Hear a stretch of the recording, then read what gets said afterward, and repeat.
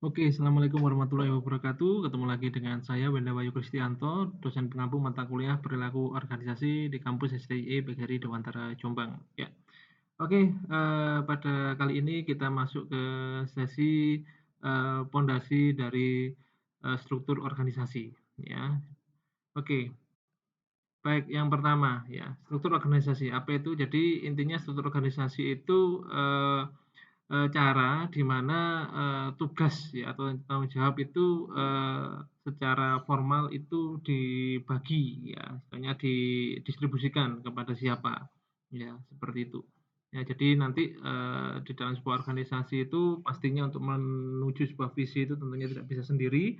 Jadi perlu dibentuk sebuah struktur organisasi di mana nanti akan dibagi tugas dari masing-masing bagian dengan tujuan untuk menggapai visi dari organisasi tersebut. Ya, oke. Ya, jadi eee, struktur organisasi terdiri dari beberapa hal ya. Yang pertama yang akan kita bahas sekarang ini adalah kaitannya dengan eee, spesialisasi pekerjaan ya. Apa itu spesialisasi pekerjaan? Jadi sebuah ukuran di mana intinya sebuah pekerjaan itu dibagi di dalam sebuah subdivisi tertentu gitu ya, intinya seperti itu. Jadi orang yang mengerjakan di bagian tersebut itu memang terspesialisasi di situ atau khusus mengenangani hal tersebut, ya. Nah, ini ada ini ya, ada sebuah diagram yang membandingkan antara produktivitas dengan spesialisasi pekerjaan, ya. Di mana ketika orang itu apa namanya, terlalu ini ya, terlalu fokus terhadap sebuah pekerjaan, ya, itu justru akan menurunkan tingkat produktivitasnya, seperti itu. Sehingga hal ini harus diperhatikan oleh para manajer ya, di mana ketika dia memberikan tugas kepada bawahannya ya, itu harusnya tidak terlalu ya, jadi mungkin di tengah-tengah seperti ini, ya seperti itu. Kalau dia terlalu melulu, istilahnya terlalu fokus hanya di situ, itu akan menimbulkan ya malah produktivitas menurun, mungkin cenderung bosan dan lain sebagainya. Ya, itu terkait dengan spesialisasi pekerjaan. Ya, jadi mungkin makanya di dalam sebuah organisasi itu perlu yang namanya refreshment ya. Jadi beberapa periode tertentu kayak gitu, itu bisa dipindahkan ke bagian-bagian yang lainnya, seperti jadi tidak melulu di situ, ya, seperti itu. Ya, itu bisa apa namanya, ini ya, dapat meningkatkan produktivitas ya, sehingga dia ketemu dengan hal yang baru, di mana dia akan belajar hal yang baru, ya. Oke, yang selanjutnya adalah departmentalization ya, intinya dia itu sebuah sebuah organisasi ya, itu akan dibagi-bagi di dalam sebuah departemen-departemen atau divisi-divisi tertentu ya. Tujuannya apa?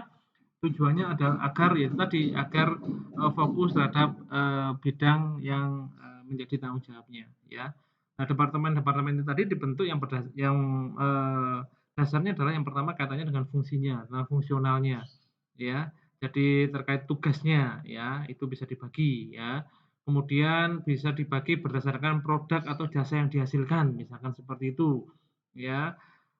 Contohnya produk atau jasa misalkan kaitannya dengan kalau misalkan teman-teman ke ini ya, ke bengkel Ahas misalnya seperti itu. Di situ ada yang bagian divisi bagian penjualan, ada yang divisi bagian servis atau apa namanya, reparasi sepeda motor ya seperti itu. Itu sebagai contoh pembagian departemen berdasarkan produk atau jasanya. Kemudian berdasarkan geographical atau berdasarkan lokasi ya seperti itu. Nah, itu misalkan kaitannya dengan cabang ya. Jadi misalkan sebuah organisasi punya cabang di A, punya cabang di B, seperti itu ya. Nah, gitu untuk lebih mendekatkan ke customer-nya misalkan seperti itu. Ada juga yang departemen yang apa namanya, dia itu berdasarkan dari proses dan customer misalkan seperti itu. Ya misalkan di perbankan misalkan seperti itu ya, di perbankan ada yang di bagian kredit, ada yang di bagian tabungan, ada yang di bagian melayani nasabah di bidang yang lain dan sebagainya. Nah, seperti itu, ya. Itu. Jadi, masing-masing, organisasi itu, bisa membagi divisi-divisinya itu berbeda-beda ya tergantung 4 ini ya, dia mau fokus ke mana, ya seperti itu, ya. Oke. Nah, kemudian ada ini ya, rantai komando ya, rantai komando. Jadi rantai komando itu kaitannya, intinya siapa yang berhak memerintah siapa dan siapa yang bertanggung jawab terhadap siapa, misalkan seperti itu. ya. Nah, jadi ini alurnya ya, misalkan ini CEO, ini mendelegasikan, komandonya kepada CFO dan COO. Nah, CFO di sini punya anak buah lagi di sini, misalkan untuk middle manajemennya, kemudian di middle management punya anak buah lagi. Sehingga ini, chain of command-nya jelas ya, seperti itu ya dari gitu juga, pertanggung jawabnya juga jelas ya dari bawah ini, bertanggung jawab dari frontline manager ke middle manager, dan middle manager ke top manager ke CEO, ya seperti itu. Itu chain of command ya, itu penting ya. Jadi harus jelas, apa namanya, saudara, berada di bawah kewenangannya siapa dan saudara bertanggung jawab terhadap siapa, ya seperti itu. Ya, itu penting. Kemudian span of control itu intinya, seberapa dalam ya intinya, apa namanya, level dari top manajemennya sampai, karyawan yang paling bawah ini seberapa jauh. Ya ini ya, ini ada yang 7 layer, yang ini ya, ada yang cuma 5 layer misalnya seperti itu. Ya itu tergantung, ya ini contohnya sama-sama, apa namanya, jumlah orangnya adalah, eee, 4.000 orang misalkan seperti itu ya, 4.000 sekian tapi, layer-nya berbeda-beda. Nah seperti ini ya, layer-nya berbeda-beda. Nah, seperti ini. Jadi kalau di sini panjang ya, hierarkinya sangat panjang, kalau di sini hanya 5 layer saja. Ya ini yang bagus yang mana? Ya tergantung dari perusahaannya. Ya kalau memang dia butuh seperti ini ya silakan, tidak ada masalah. Tapi yang jelas, harus, dipertimbangkan dengan baik. Ya apakah butuh panjang seperti ini atau cukup pendek seperti ini aja layarnya. Dari top management sampai ke low management-nya, seperti itu. Ya. Nah, kemudian terkait, pemberian perintah ya, itu juga ada yang centralized ya, intinya dia komandonya memang langsung dari manajemen ya, jadi top manajemen, jadi apapun, pengambil keputusannya dari top manajemen ya. Ada yang decentralized, di mana decentralized ini pengambil keputusannya apa, top manajemen sudah menyerahkan ke manajer atau divisi masing-masing misalnya seperti itu bisa seperti itu. Ya, betul. Ya itu ya, jadi, ada yang model seperti itu. Desentralisasi, ada yang desentralisasi. Nah, seperti itu. Ya, kalau yang sentralisasi memang fokusnya ke pimpinan pusat, ya misalkan kantor pusat ya gitu ya, sedangkan kalau ini, bisa diwakilkan oleh, diserahkan ke cabang-cabang, terkait misalkan seperti itu. Oke, nah kemudian juga ada yang namanya formalization. Formalization adalah penetapan standar, di dalam, melaksanakan sebuah pekerjaan di dalam sebuah organisasi ya. Sejauh mana ya, semakin semakin standarnya semakin tinggi, maka formalitasnya juga semakin tinggi, misalnya seperti itu, ya. Nah itu standar ya, biasanya semakin besar perusahaannya itu tingkat formalitasnya itu juga semakin tinggi, tingkat tingkat standarnya juga semakin tinggi sehingga, mengurangi tingkat kesalahannya. Ya, seperti itu, ya. Nah, kemudian ada namanya boundary spanning. Boundary spanning itu intinya gini, ya jadi antara orang divisi satu dengan divisi yang lain, ya itu bisa berhubungan ya, tanpa harus melewati atasannya, ya seperti itu. Ya tujuannya apa? Untuk koordinasi. Ya, ini tujuannya boundary spanning itu supaya, di dalam sebuah organisasi itu tidak terlalu kaku strukturnya gitu ya, apa misalkan ini bagian keuangan, ini bagian pemasaran ya. Nah, misalkan bagian keuangan mau koordinasi dengan bagian pemasaran ini harus lewat atasnya dulu harus koordinasi dengan atasannya si pemasaran ini, kemudian ini ya. Itu kan sangat kaku sekali, tapi dengan adanya boundary spanning ini, nah ini bisa, ini saling berkoordinasi antar bagian tanpa harus melalui atasannya. Ya itu tidak ada masalah, ini menjadikan, struktur dan organisasi bisa lebih fleksibel ya, seperti ini. Ya. Nah, kayak gitu. Ada yang, ini misalkan dengan 2 divisi, ini dengan beberapa divisi, ini bahkan ada yang dengan, divisi lain yang ada di perusahaan yang lain, misalkan divisi yang apa, misalkan dengan supplier misalkan seperti itulah, itu. Ya, jadi istilahnya tidak terlalu formal, ya sorry tidak terlalu, apa kaku dalam, pekerjaannya ya. Oke. Nah kemudian, terkait dengan struktur ya, jenis struktur di dalam sebuah organisasi itu macam-macam ya, ada yang simplified, ada yang simple seperti ini, ya. Jadi karena ini biasanya di perusahaan-perusahaan yang, mungkin, skalanya masih kecil ya, itu seperti ini cukup kalau memang cukup 4 orang, ya cukup 4 orang saja, kan seperti itu ya. Jadi, karena struktur ini kaitannya dengan cost ya teman-teman ya. Tuh, ada yang seperti ini, yang, birokrasi seperti ini ya, birokrasi. Jadi intinya, dia banyak orang ya di sini ya kan, birokrasinya harus jelas ya. Ya oke, karena memang dia, perusahaan besar misalnya seperti itu harus memang, birokrasinya harus jelas, biasanya seperti ini. Ya ada yang model, matrix organization structure ya seperti ini ya, di modelnya. Ini, gabungan ya, gabungan, eee, apa namanya, istilahnya pengembangan dari sini ya, pengembangan dari sini ya sehingga nanti, eee modelnya seperti ini, ya tidak seperti ini lagi tapi sudah bersih ini. Ya, nah gitu. Jadi ini menunjukkan, ini posisinya apa, dia projeknya di mana, gitu. Ini biasanya kaitannya dengan projek-projek tertentu ya, oke. Ya, oke. Kemudian yang selanjutnya ada juga organizational framework yang, eee, apa ya, saat ini dikembangkan. Yang pertama adalah virtual organization ya, kalau lebih-lebih di masa pandemi seperti ini ya teman-teman ya. Jadi sekarang sudah banyak bermunculan namanya organisasi virtual itu ya, di mana dia di sini hanya sekelompok orang ya, tapi yang mengerjakan di sininya ini ya orang-orang lain atau pihak ketiga seperti itu ya, enggak masalah ya seperti itu. Ya, itu namanya virtual organization. Ya, kemudian ada yang tim structure, jadi intinya itu dia dia lebih menyederhanakan, jadi, bentuknya itu bukan divisi tapi tim, lebih ke tim sehingga nanti dia lebih efektif dan efisien dalam bekerja, ya seperti itu ya. Nah gitu, jadi tidak melalui birokrasi yang panjang seperti itu, tapi melalui tim-tim yang ada ya, dengan tugas masing-masing, dan ada juga yang model sirkular seperti ini, ya. Jadi pimpinannya ada di tengah, ini ada tier 1, ini tier 2 dan selanjutnya seperti itu, ya, itu. Nah, kemudian dalam mewujudkan sebuah organisasi ya kadang-kadang, apa namanya, karena yang namanya, sumber daya itu memang membutuhkan cost ya, di mana organisasi itu saat ini lebih, mengarah ke lean organization. Lean organization adalah organisasi yang ramping ya, yang ramping ya, terlebih apalagi saat ini kita di masa pandemi seperti ini ya, gitu ya, apalagi nanti juga apa namanya, banyak yang ini ya, banyak, eee, perusahaan-perusahaan yang kolaps dan berdarah-darah, ya akhirnya mau nggak mau dia harus mengurangi ini ya, mengurangi karyawannya, harus memangkas karyawannya ya demi keberlangsungan hidup, sebuah organisasi tersebut, ya gitu. Ya, nah itu.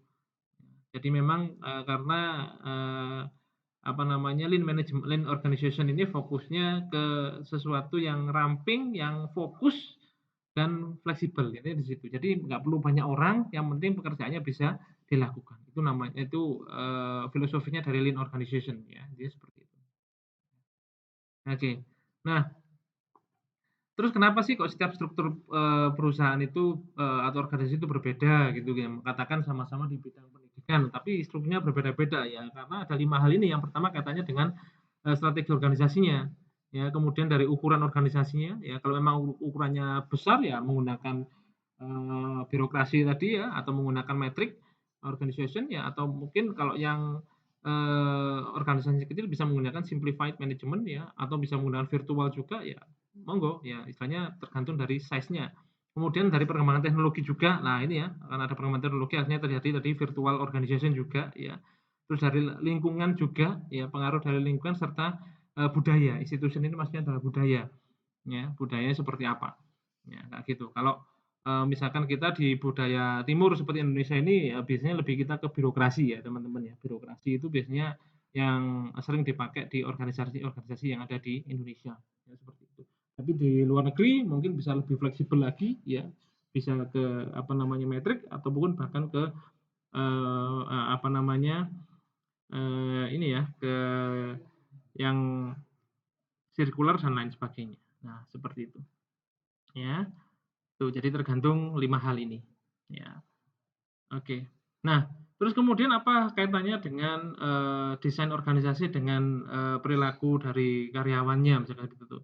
Yang jelas ya yang pertama tadi, terkait dengan spesialisasi pekerjaan. Nah, ini juga perlu diperhatikan ya istilahnya, ketika orang itu, terlalu monoton bekerja di situ, itu juga menimbulkan kebosanan seperti yang telah saya jelaskan tadi ya. Sehingga, butuh yang namanya refreshment, sehingga mungkin dari manajer bisa mungkin di beberapa tempo kayak gitu harus, apa namanya, melakukan rotasi pegawai atau bagaimana, ya seperti itu, ya.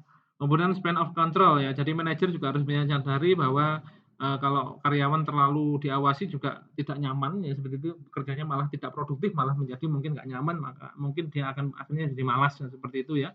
Eee, apa namanya, jadi, mungkin juga manajer juga harus bisa memberikan kepercayaan kepada, karyawannya atau anggota organisasinya, misalnya seperti itu.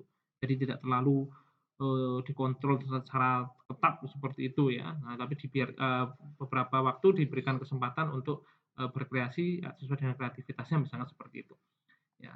Kemudian terkait centralization ya seperti itu ya. Jadi, ada orang yang, memang suka, dengan organisasi yang tipe sentralisasi, ada yang suka yang desentralisasi, ya seperti itu ya. Jadi apa namanya, manajer perlu melihat ya apakah, memang, apa namanya, di bagian-bagian tertentu bisa diberikan kepercayaan untuk mengembangkan divisinya, ya di bagian tertentu mungkin, karena mungkin masih, butuh pengawasan makanya perlu desentralisasi. Jadi ada beberapa yang bisa apa namanya, dilakukan desentralisasi, ada yang sentralisasi, sehingga bisa membuat karyawan juga menjadi nyaman ya, itu.